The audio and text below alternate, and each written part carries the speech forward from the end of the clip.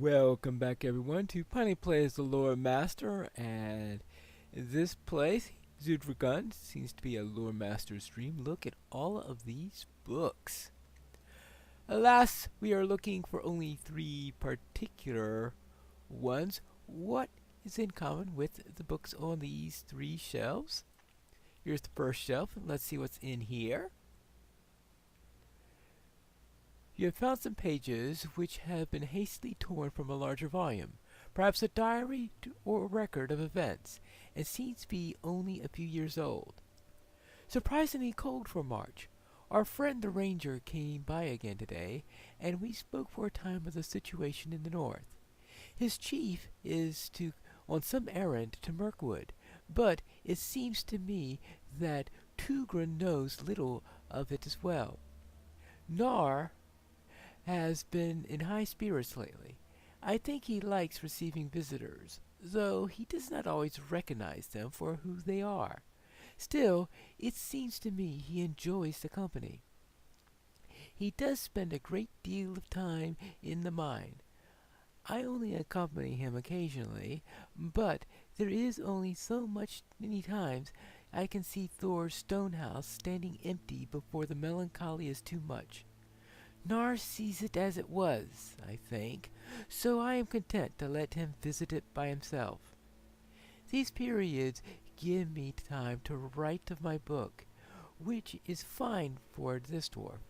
I think tomorrow I will walk down to the coombe and see about picking more of the herbs I have read about. Perhaps I will make that brew after all. It would be nice to have Nar to talk to again. So, is that him thinking of giving the brew to Nar for the first time then? But it looks like it was inspired by a ranger, so this is a time with a visitor. And of course it talks about that basement place that we saw before. Now, this bookshelf doesn't seem to be in very good shape. Time hasn't been kind to it. So I don't have to read through too many books here. A stack of loose papers, yellow with age, which seem to have been placed back on the shelf randomly, with no regard for keeping them in order. And in the last month, a great number of supports have fallen, giving rise to much concern among the dwarfs who have stalls in Zigu-Jabal. A dozen of our stonemasons were directed to repair the supports, and trade should be resumed shortly. With these stonemasons went several wagons of materials, chiefly unearthed stone, but also a number of fine gems, a gift to the dwarves of Keshel. We will see how hotly burn their forges, and if they can work the gemstones into the craft as well as they are able. Time we lost one of our own to the forbidden halls. They should seal it away and forget it was ever delved. So what are the forbidden halls? So it seems like at first they need to do some repairs, and then some halls were made forbidden, and they had to be abandoned. Abandoned like that bookshelf right there. But this one has plenty of books. Let's see what's on here. Books on the floor also, I see. I found a book of which its cover is missing and many of the pages, but it has been recently read and was clearly put back carelessly. But the beast returned that night, and the walls all around shook with the sound of its fury. The doors were barred, but the bars bent with each mighty crash of the creature's bulk, and the cracks began to appear along the length. "We must return its youngling," cried Sailor over the din, and he leapt forward, knocking aside the warriors, and braced the door with their bodies. The first bar gone, and then the second. "No, Sailor!" they shouted, but it was too late. The third bar fell to the floor, and Sailor threw open the door.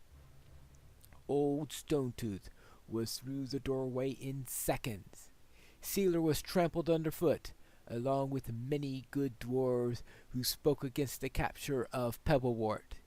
It availed them nothing in the end. Stonetooth thundered down the length of the hall, braying for her young, and then an answering bleat. It drew her down side the passages and steep stairways. The flagstones cracked beneath her great weight. The dwarves had freed Pebblewort from his cage, and many of them ran. Those that witnessed the reunion of mother and child did not survive to tell it. But the next day, when the dwarves ventured back to these broken halls, all was empty. Old Stonetooth and Pebblewort were never seen in those caves again, and none know where they went. But it is still said today, when the earth shakes, that Pebblewort is running beneath the mountains, expressing joy of his freedom, carving great channels in the walls of the deepest caves with his golden horn. Concerning that last story, is that a true account or is that a mythic account? Because at first it sounded like almost an historical account, but when it came to that last paragraph, it sounded like a mythic account. Of course, sometimes those two aren't necessarily mutually exclusive. Oh, That was was quite a battle, was it not? It has been a long time since Uruks dared to show their faces here. I must tell Thor when he comes back. Well, you remember that there were Uruks in the area. I consider that to be progress. But I suspect Coronir would not share the same with us. But concerning those three, they seem to have a common thread to them, which is more than I could say about the first set of three. And let's see. I do not know what interest Nar could have in these topics.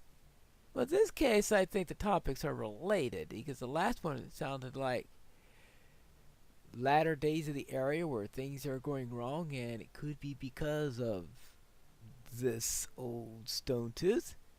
Assuming, of course, old Stonetooth isn't just a mythic story. Yes, I do not know what interest Nar could have had in this variety of topics. A list of repairs at a dwarf hold in the White Mountains? Maybe because of old Stonetooth. Yes.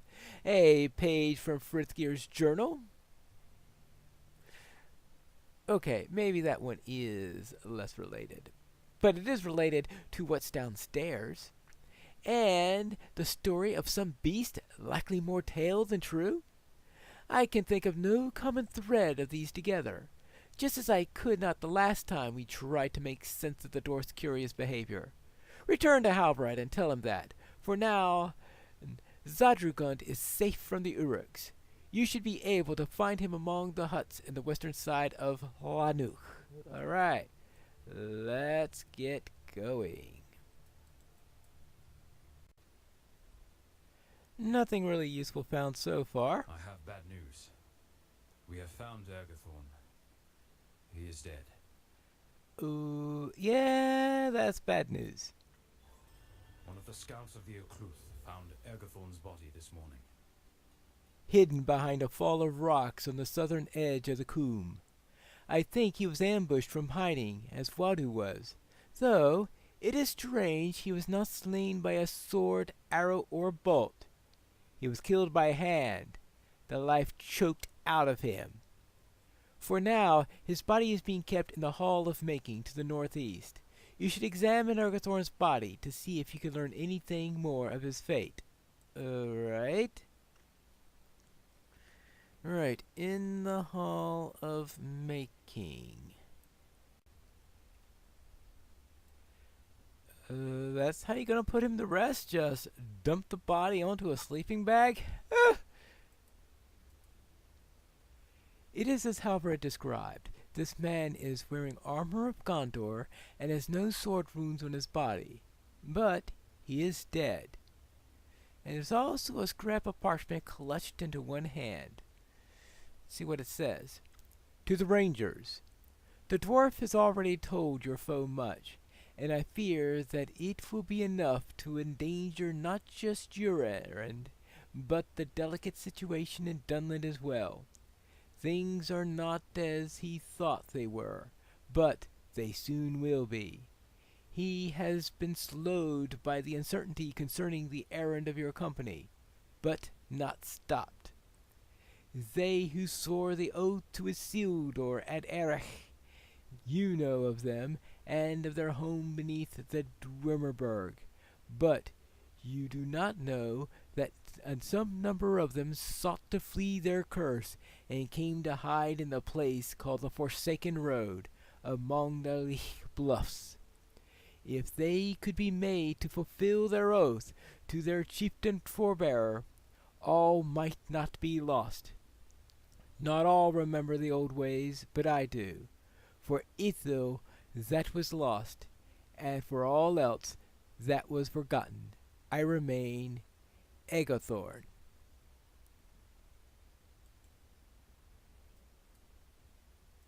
Anything else? No, okay, that's just what's in the note.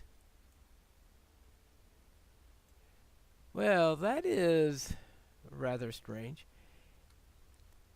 I still haven't completely figured out exactly what the role of Egothorn is.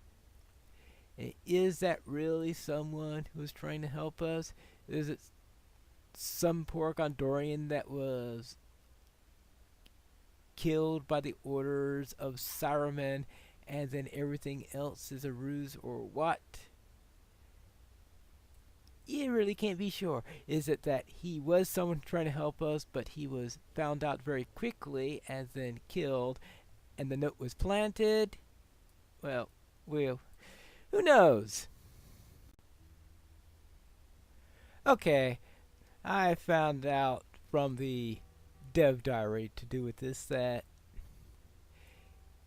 looks like Egothorn was a real person, but that in the early stages of the story writing, they were thinking in different directions, which could explain part of the reason for the ambiguity in the whole thing. Alright, and it looks like that during all this mess that we had here, I found a new Lore Master staff, level 64. That's quite a promotion. Not that the staff is exactly the main weapon used by a Lore Master, but the upgrade could come in handy. Maybe. Someday. Actually, now that I look at it, the tactical damage rating of plus 11 at no points into it is higher than the full points into it for my current weapon, so yes, it will be an upgrade there. So I'll have to handle that, but I think Halbrad wishes to speak with me before I go into that. He was unable to deliver that letter in life. He has done so in death. I know not who set upon him in the wilderness far from safety, but I believe it is the foe of which he speaks, or an agent of that enemy. I believe now that Ergothorn's enemy is our enemy as well. But now at last it becomes clear. Whoever killed Ergothorn can move stealthily and strike without warning, but chooses to use neither sword nor bow. If this mysterious foe can move about without the knowledge of his prey, well, as we find out, actually I guess you never find out in game who that one is, even though the dev diary does mention that it is Gunane, so therefore I guess it would be her prey. She may have overheard our conversations. If she too speaks with Nar, that could be the source of the dwarf's information, but twisted into a form unbeknownst of Nar himself. And it all comes back to the Oathbreakers. Is Ergothorn right? Could they be compelled to fulfill their oaths?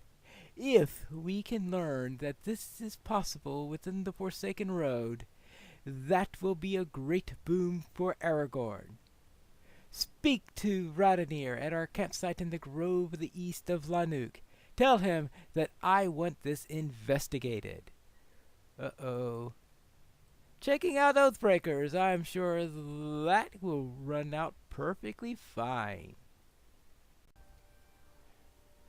I put in some points into the new staff, and I switched out the old staff and put in a new one, and put in the new one. Now I have the new staff equipped, and yes, I really did change staves. This is the exact same look. They look exactly the same. Oh well. I was expecting something to be completely radically different or something like that. Nope. Exactly the same look. Hello there, Rodanier. It sounds like we got a hint related to the Paths of the Dead. Oberon's wishes are my own as well. We will walk the Forsaken Road and see what lies within. We must learn if Aragorn can compel the Oathbreakers to fulfill their oath. If Ergothorn is right, a member of the Oathbreakers fled from the Drummerberg after Isildur cursed them and left Gondor. They traveled through the trackless wilderness seeking to escape the curse and came at last to the Lich Bluffs.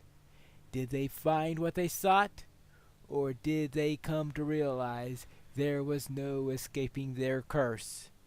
I do not know. But if we can find this Forsaken Road where this group finally remained, we may learn something to our advantage. We will learn if Aragorn can compel them to fulfill their oath. I have spoken with Hrod, the scout found at Ergothor's body. He knows where the entrance to the Forsaken Road is, and will show us the way.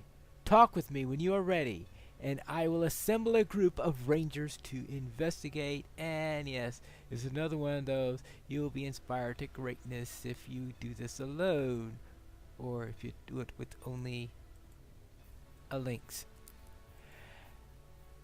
And that stage is set, and next time we will complete this book of the epic storyline, where we will walk the Forsaken Road when we return to Piney Plays, the Lore Master.